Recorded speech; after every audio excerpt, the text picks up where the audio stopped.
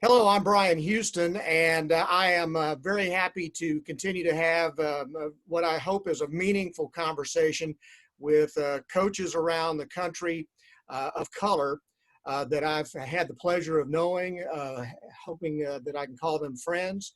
And today I'm very delighted to have the athletic director from Allen Academy in Bryan, Texas, Adrian Adams, with me to visit this morning. Coach, how are you doing? Doing great. Doing Great. great. Um, Again, this is a conversation about social injustice. What my goal is in this is to ask questions, listen, and learn. And what I hope you feel free to do is to just share your experiences, your insights on this. Um, and sometimes I'll ask you questions from a white man's perspective to basically help me understand. Okay. Okay. So, and I appreciate you being willing to do this. So, first of all, before we get started, just tell people a little bit about yourself, how long you've been in coaching, where you're from, family, that kind of thing. I grew up in East Texas in Lufkin. Played 5A football there. He's a Beast, Uh, Texas dude. All right. Lufkin, Texas, yes, sir. I was a football and baseball player there.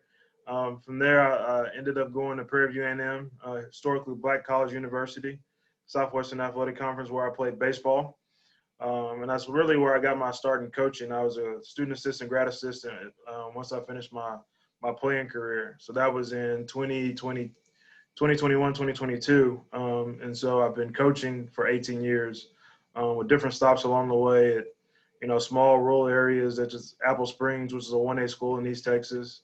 And then I ended up in Houston in the metropolitan area for 3 years at Sam Houston Math Science Technology Center there where I coached baseball. And then I moved on to actually Emory Wiener School, which is a TAPS 5A school. There's actually a Jewish school. I was there for 9 years.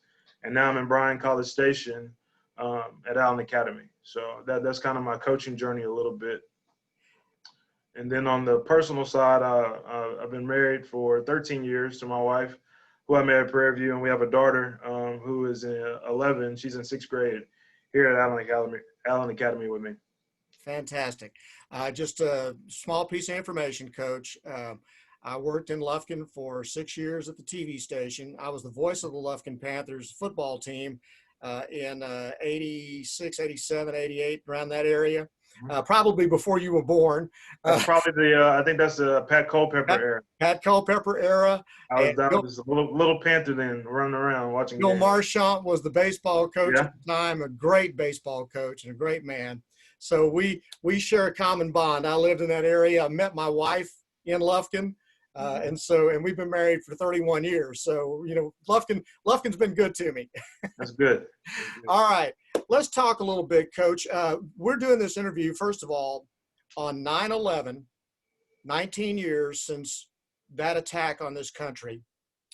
It's exactly 6 months to the day that the World Health Organization determined that we are in a worldwide global pandemic. So all that's bad enough. All right. And then you get to late May, and the conversation went to social injustice when we saw the stunning video of George Floyd being choked out by a police officer, a group of police officers, I guess, when it's all said and done. Mm-hmm. So 2020 has not been a good year. Now, maybe it will good things will come from the bad. But at the moment, that conversation has seemed to ramp back up with the start of the resumption of pro sports. We've seen a lot of things going on there. So before we get into all the specifics, just kind of tell me where your head is on all of this now that we've been several months into the discussions, the protests. We've seen more people getting killed. We've seen more injustice. What are your thoughts? Honestly, it's nothing new, and I don't mean that in a bad way. I mean, if you go back in the history of time, Martin Luther King era, it was social injustice then, and he was fighting for civil rights way back in the 50s and 60s. I think the difference is now is it's a lot more publicized. People have camera phones and media; they get a hold of videos and things of that nature. So I feel like it's just a lot more public and it's a lot more in people's vision, because it's going on a lot, So it's definitely something that needs to be addressed. And as a coach, we talk about it like we don't make a point to talk about it, but we talk about it as the flow and the rhythm of things kind of occur. I don't go into a practice, say at the end of practice, I'm going to talk about social injustice. I'm going to go through practice, and if it's on my heart to talk about something that's happening, then we talk about it, and we just try to tell our kids, you be a responsible adult, and think about others in the process. So. Do you have, I guess, give me the breakdown of your student body there. Do you have a lot of black kids at your school? And if not, what kind of impact are you making on the white kids at your school? Not many black kids. We have one black on the football team, and then I'm the only black on staff, on the coaching staff, for football. And we don't have many in school, but it's kind of like I said before. I've been in very many diverse situations, from being in the HBCU. That was, my high school in Lufkin, that's diverse. But when I went to HBCU, it's definitely you have minorities there, but the minority are now, whites and Hispanic Americans. So that was a little bit different. So I kind of grew and I learned from that situation. And then going from, HISD, when I was at Sam Houston High School, that was predominantly like 93% Hispanic. Or when I went to Emory, that's about 91, 94% Jewish population. So I've seen a lot of different races in different scenarios. And that kind of helps me evolve and try to reach out and talk to people differently. Like you said, like, how do I reach out to our white players on the team? I reach out to them just like anyone else. They're a human being. I don't look at, black, white, brown, whatever the case may be. We're all humans. We all need to learn how to associate and get along together for the greater good. One of the things, Coach, having been associated with sports, as a really mediocre football player back in the 70s, to being a sportscaster and a newscaster for 40 plus years and still doing stuff like this with podcasts. I still do play-by-play and things like that. The one thing that has always been, for me, encouraging about sports is that's the one place where color doesn't seem to be the only color that seems to be predominant in a sports locker room is the color of the uniform. Not so much black, white. When we're out there in August drills, black, white doesn't matter. We're all just trying to survive. Right. And so kids in sports seem to learn how to get along and understand that we're all equal a lot sooner than a lot of other people. Address what the impact is with sports on things like race relations. Well, it's kind of interesting you say that, talking about, no color in the locker room. Of course, we're not playing football right now because we're with TAPS and we're on delay, but we're kind of kicking off our fall sports season tonight with the movie night and Meet the Rams event that we're hosting. Socially responsible, of course, but we're showing Remember the Titans. And we kind of I talked to my Booster Club president. I said, I think that's a very appropriate movie to show during this time. Not only as a football movie, but of course, like, the racial divide that was going on that time and how that team came together. And that's the most important thing. Like you said, in sports, it brings people together. Going through the pandemic, people needed sports. When Black Lives Movement started, social injustice, people needed sports. And those people have an impact because they're an influence on other people where they will listen to them. Whether it's, taking a knee or a moment of silence, whatever the case may be, it grabs people's attention because sports brings people together. Coach, let's talk a little bit about your personal experiences. I mean, this past weekend, I watched this powerful interview on Game Day on ESPN where Maria Taylor talked to a number of black athletes around the country about the things that they're going through even now. What kind of things, give me some examples of some things that you had to deal with growing up that marked you, that maybe made an impact on you? If I had to think about it, growing up in East Texas, like baseball was my passion. When I grew up, a lot of younger kids, they played baseball, black kids, and they were good at baseball. But for whatever reason, things happened, maybe political, maybe something happened individual. Not that was not necessarily like anything that was racist, but you just kind of go through a process of understanding, like, at some point in sports, it kind of seems like in some area there's a divide, where a black kid, they'll go play basketball and football maybe because they don't think they're getting the same opportunity that they would get in baseball or another sport, and vice versa along. So that's like one example. Like I said, I remember growing up and a lot of black kids played baseball, and by the time my senior year came around, I was only black on the team. Mm-hmm. And so that was just, I love the sport and I stuck it out, and I'm a better person for it. And even going to a historically black college and university playing on an all black team, that was different from playing in high school that was diverse. And that was very helpful to me. I mean, I've had some of my best friends in my life came from that experience, and I went through things and I saw different things there at Prairie View that I wouldn't have got an opportunity going to a predominantly white university. So I think your journey of who you are is going to make you the person you are in the long run, whether it be good, bad, or in between. You just kind of learn from those experiences and you kind of go along. And as far as the experience of being treated differently because you're black, or maybe having to worry about getting pulled over by police or things like that, did you experience any of those kinds of things? That's always a worry. I can go back to one time after a football game and driving home one night, and I got a tail light out, and I'm literally a block away from my house. Mm-hmm. And I drive around the corner, and I pull up in front of my house, and the cop is like, "Why'd you keep going?" I said, "Officer, I live right here." But I can think back when I was going on a recruiting trip to Prairie View. I was with my dad and my uncle coming from Huntsville. We picked up my uncle in Huntsville coming from Lufkin, and we get pulled out in the Conroe Woodlands area, and there's 3 black males in a black car, black tinted windows, so that draws attention. But we're just going on a college visit. My dad, he wasn't necessarily speeding, but we get pulled over, and the officer, searches the vehicle, those types of things. So one thing I always try to focus on, like, my job as a husband and as a father is to make it home every night safe.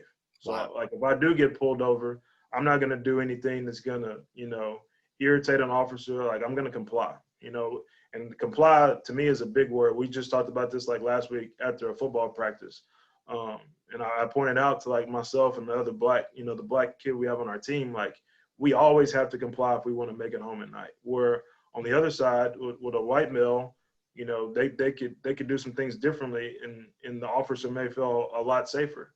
But I may be judged differently just because of the color of my skin. They may not feel so safe. So that's always a worry in the back of my mind, when I travel. And even for my wife and daughter, like, I stay at work late a lot at nights, and I'll get a text, "Where are you at? What's going on?" Just because of the way of the world now, like, they want to make sure I'm safe and I make it home every night. That's got to be extremely frustrating. It is frustrating to a certain degree. I wouldn't say that, I've necessarily had the same type of experiences other people have had. I look at frustration like, what do you do with that frustration? Are you using that to make a change? Are you using that as anger, acting out? And that's the biggest thing. Like, with we had the protests in May and June after certain occurrences happened. From what I've heard, a lot of the protests were very peaceful, and it was turned into riots because of other people unhappy about a peaceful protest. And if you look at history, it's basically history repeating itself. The same thing with Dr. Martin Luther King. When probably about 4 or 5 years ago, I was very fortunate when I was at Emory to take school trips with different kids. So one of the trips we took, it was always called the Deep South trip. So we would travel into Atlanta, and we get on a bus, and then we go basically from Atlanta through Alabama, and we stop at civil rights locations on our way to Memphis. And there we'd even go to the Civil Rights Museum. So I always said, for my daughter, when she was young, I wanted to take a similar trip. So I think it was in 2016, 2017, I had a baseball tournament in Atlanta, and the family came along, and we took my daughter along those stops. We tried to teach her about civil rights. Not just something that she could learn in school, but learn from her parents where it's more meaningful. So, like I said before, if you look at the riots and everything that happened after George Floyd and the other people, that were killed, it's very similar when Dr. Martin Luther King was trying to do the same thing. Something starts peaceful, and then someone doesn't like it, and then it turns into a riot, and then it makes everyone look bad. Right. When I was looking at the pictures of 9/11 today, and when that happened, I thought, okay, this may be our World War II moment where it unites our country.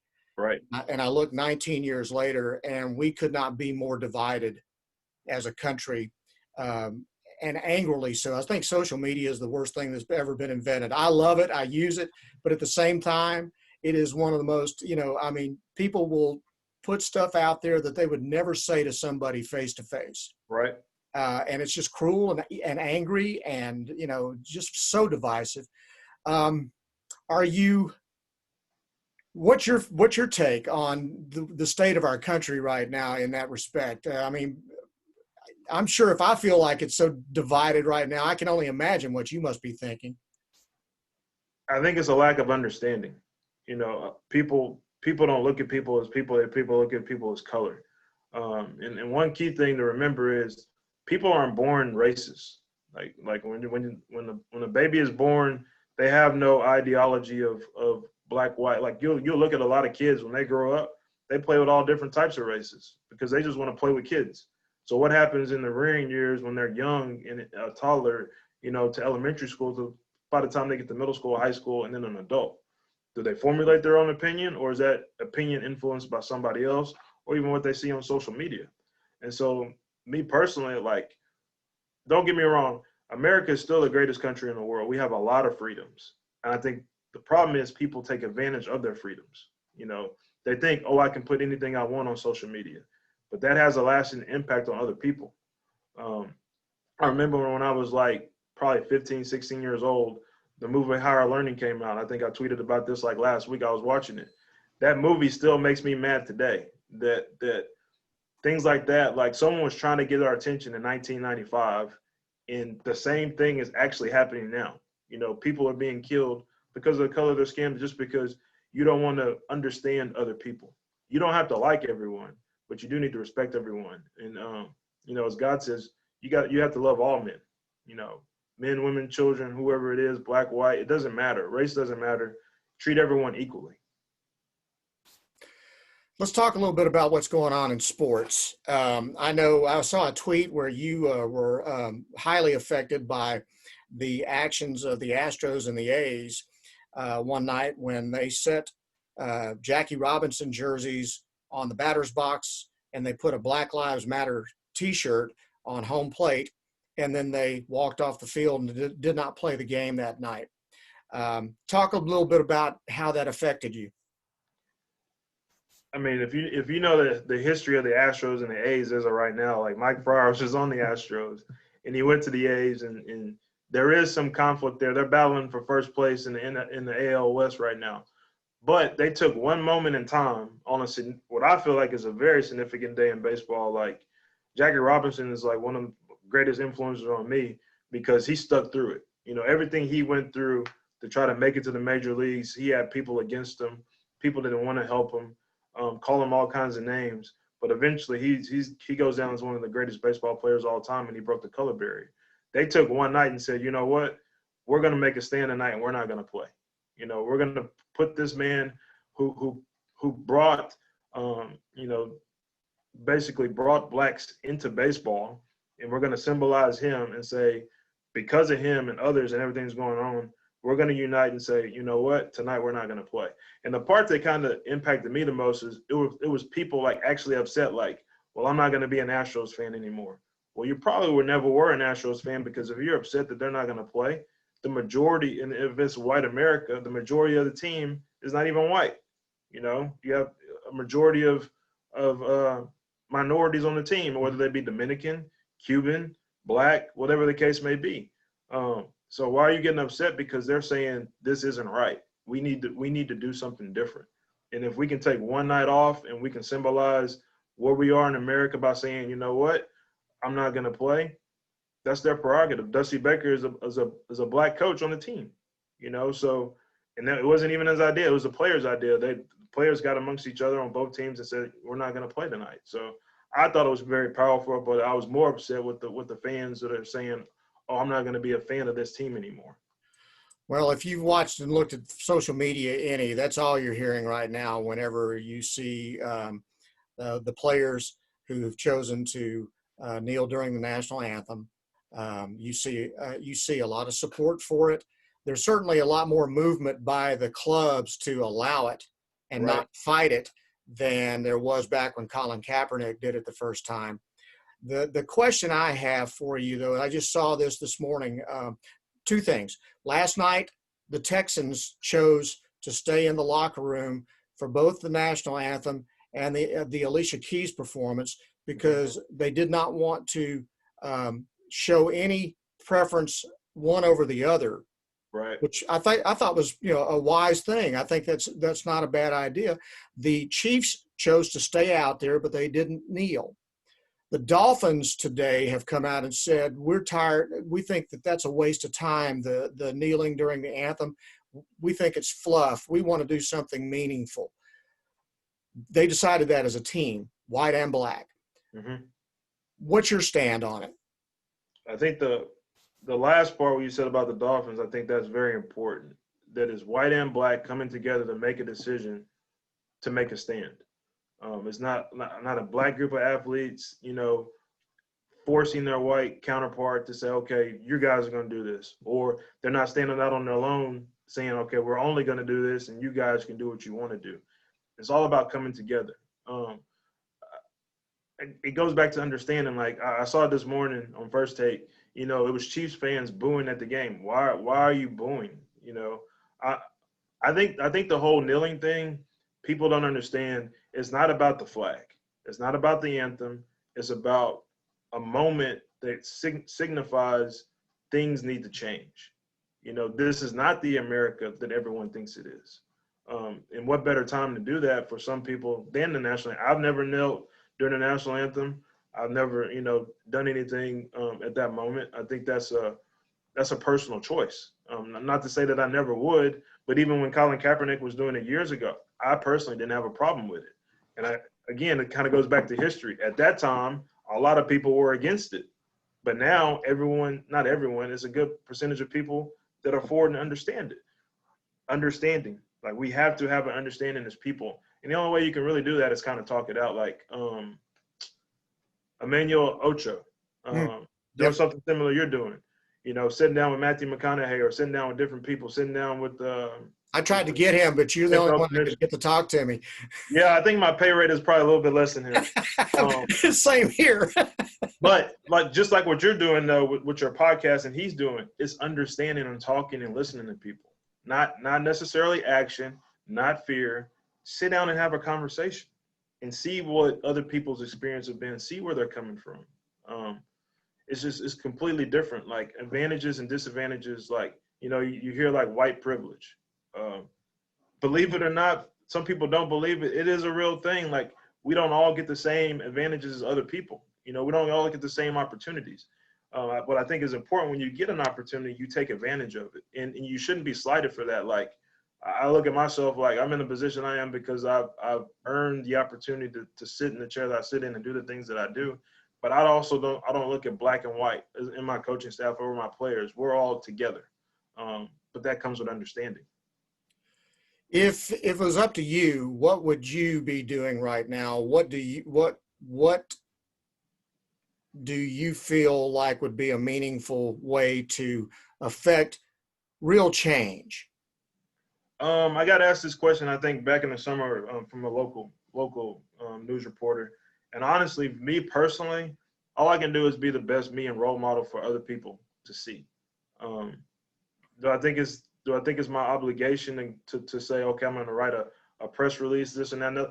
I'm not saying I had a problem with the college coaches when they did that, but I also felt like some of those college coaches felt pressured, like, well, this coach did it for his program and his players rally around him, so I got to do it too. Right. If it's not coming from the heart, it really doesn't mean anything. At the end of the day, you have to live your life the way you feel is going to impact people the best way. And I think that's the key thing. Like, honestly, like I'm going to use one example. I feel like I was a big Charlie Strong fan when he was at Texas. I don't feel like Charlie Strong had the same opportunities presented to him than Tom Herman. Now, for a while, don't get me wrong, I was very upset with Tom Herman, but really his opportunity has nothing to do with Tom Herman or with Charlie Strong. But I've become more of a Tom Herman fan and everything he's done with his players throughout this process of social injustice because he stood behind them and he's been there for them. But at the same time, like, what is it, Redmond Combs? You know, he has the business school named after him. When Charlie Strong was hired, he's like, well, he doesn't have the qualifications to be a head coach. He'd be a really great coordinator. The man had won several games when he was at Louisville, every stop he's been at. Now, did he do a great job at Texas? No, he didn't. Do I feel like he needed a little bit more time? Yes, I do. Agreed. Why did he not receive that time? Who knows? Maybe because he was black. Maybe because Texas wanted to strike while Tom Herman was hot and make sure they got him. Things go into decisions we never really know about. But at the end of the day, both of those men were trying to do the same thing for their teams. And that's what you have to respect about Tom Herman. He's not going to change who he is in the fact that he's going to stand behind his players. And that's the part I'm talking about, like being a role model for those you can impact. Do you worry? Are you encouraged, discouraged? How much do you worry about your daughter in this process where we are right now? My daughter is an emotional person in a good way. Like, she probably has one of the best spirits of anyone I know, like, other than my wife. And she sees things. She's very observant, and she takes things to heart. And when she takes things to heart, it impacts me because it makes me emotional. So we just try to teach her, like, the way of the world, and just, again, understand that everyone is not going to be the same. Understand that who she is, and that's all she can be. And we want her to be safe. We want her to understand too, like, hopefully every night I come home to see her, you know, but she has that fear of what if dad doesn't come home because what she sees on the news, on TV. And then I ask you a follow up with that, with what I started with. Are you encouraged right now? Discouraged? What's your mindset on what's going on in this country right now? I don't want to say encouraged, discouraged. I want to say, personally, me, I'm blessed because I'm still here and I can see everything go on and I can live. I'm not George Floyd. I'm not Trayvon Martin, anyone like that.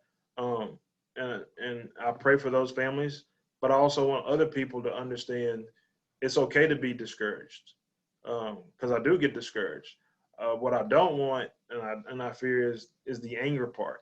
You know, you go back in the 90s when Rodney King was beat up and it's on video, and we have riots in the LA area. That doesn't really solve anything, but empathetically, I do understand why people are upset, but we need to control our emotions. It's the same thing I tell our athletes. You know, we have a philosophy in our athletic department. We call it RAM Tough, physically, mentally, emotionally. And on the emotional part, it's controlling your emotions in certain adverse situations. The situation may not be right. You know, an official is just like a police officer, in my opinion. They're the authoritative figure. Okay, we may not always agree with them, but you get more juice out of them, so to speak, when you're friendly with them than if you're argumentative. So to me, it's kind of the same type of thing. So we try to teach our kids across the board how to interact with people. So discouraged, encouraged, I'm not really sure. Probably more discouraged when I see things on the news that things aren't changing, and we got to make a change. Something has to happen. As we wrap this thing up, Coach, I'm a 63-year-old white guy. I was in junior high when we integrated. There was a lot of fear in my community from both the black community and the white community, fear of the unknown. We had not mixed. We weren't in the same universe. And then we were thrown together, and it was a very tense time in the late 60s. We got through it. What would you say to somebody like me? What can I do to help? What can I do to make things better for everybody?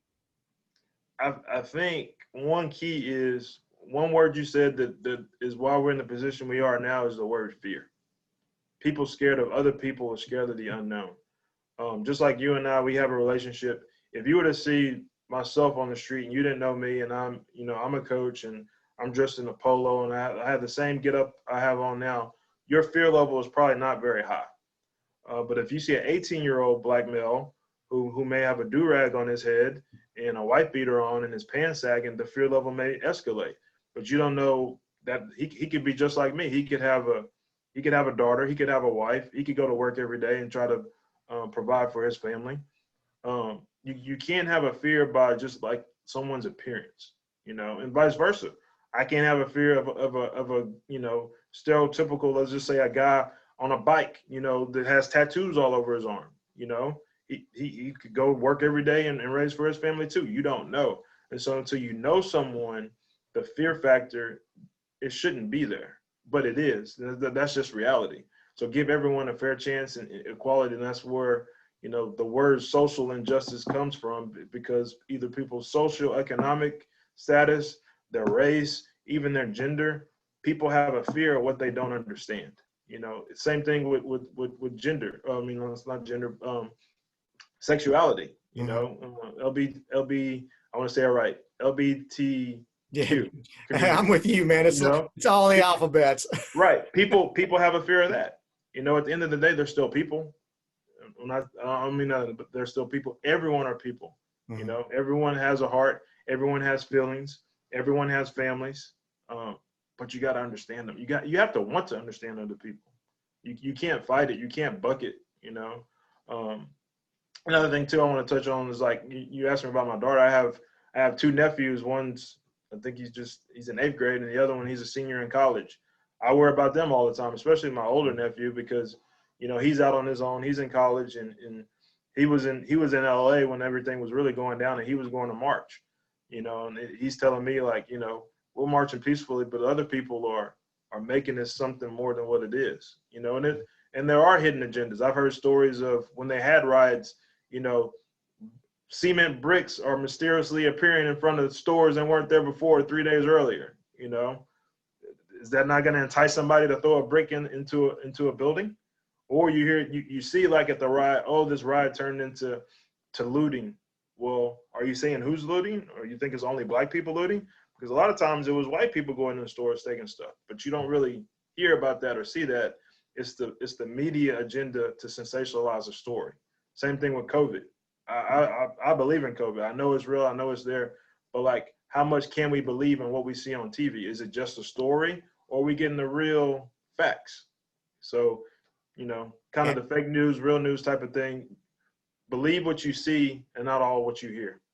Yeah, and the facts are whose facts. That's right. That's something I struggle with, because as an old journalist, it drives me crazy. Mm-hmm. One thing I did want to ask you about: did you get to see Kirk Herbstreit's statement over the weekend from game day? Because it was all over social media, even if you didn't see the program. I saw a little bit of it. I know he got very emotional on what he said. I didn't hear all of it. I do need to watch it, but can you give me the cliff notes? Well, he mentioned, one of the Texas players mentioned that, the having to keep your hands at 10 and 2 on the wheel. Mm-hmm. The fact that he always, whenever he went out, he always had Texas gear on, because he felt like that was automatic, just like what you're talking about wearing coaching gear earlier. That was automatically a message to the police that I'm with the Longhorn program. So it was a little bit of a safety blanket, right? I guess. And then they come back to Kirk Herbstreit after they've gone through everybody, weighing in and giving their opinions. And he's got 2 college-age football players at Clemson, but he's saying, basically, as he's talking, he starts out very rational and calm. But as he talks, he says, he starts talking about what the kids are facing, about whether you've got to wear a hoodie, whether if you wear a hoodie and just Nike stuff, and you're just out there walking around, or keeping your hands at 10 and 2. And he just started to break down. He says, "What are we doing?" He said, "We've got to do better." And so everybody was crying by the end of this thing. So it was only about 2.5 minutes, but it was about as powerful a piece of television as I've ever seen.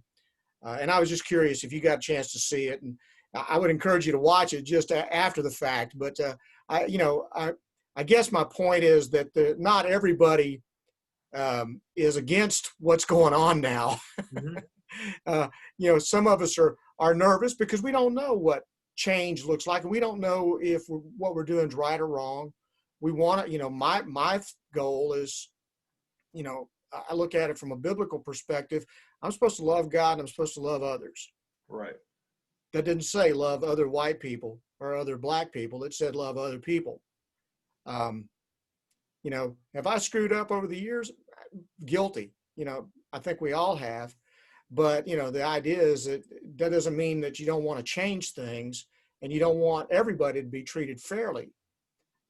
So as we wrap it up, Coach, last words, anything that you've got on your heart, mind that you'd like to say as we close this?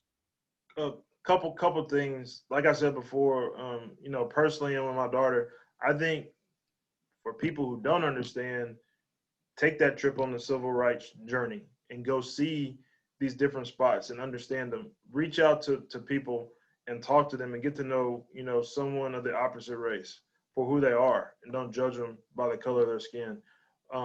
Probably to me, like you're talking about Kurt Hershey, as you were talking, that really reminded me of like one of the most powerful movie clips of a sports movie that I've ever seen is Remember the Titans, when Denzel Washington takes them to Gettysburg. And he tells them, we're still fighting the same fight today that they were fighting hundreds of years ago. And it's the same thing now. I didn't mention this before, but saying that part makes me remember the year when I was at Emory, the year we won state, we had the opportunity to meet Coach Herman Boone, and I talked to him in person. That man, what he did to bring two different schools together in an era similar now, but probably a lot worse when it comes to fear because of segregation, that makes him one of the greatest coaches of all time. Because he accepted two different races and he got them to work together, not only work together, but understand what the other person, where they came from and what they went through. Like when Julius and Bertier become best friends, and he's crying because his best friend is in the bed, his white best friend, and he's a black man. That's the point we have to get to as America, that everyone can be together and understand each other, have empathy for each other, and love one another. So I love it. Coach, I really do appreciate your time and the willingness to do this. I hope it was good for you. it was. I enjoyed it. I thoroughly enjoyed it. I learned something new every time I do one of these, and that's my goal, is to try to learn and try to get better. So I wish you and your family well. I wish your team well. I hope you guys can navigate this goofiness we call COVID-19. We're doing the best we can. We're doing pretty good right now. We're ready to play a football game. Man, we got 2 weeks from today. We're under the lights, so we're excited. Go Rams. That's what I got to say about that. So appreciate it. Hey, listen, God bless you and your family and everybody, and stay safe and stay healthy. And again, thank you so much for doing this. I really appreciate it. Thank you for having me, Bryan. And that's Coach Adrian Adams. He is with Allen Academy in Bryan, Texas. I'm Bryan Houston. Thanks very much for watching, and have a great week. Coach, I really do appreciate your time.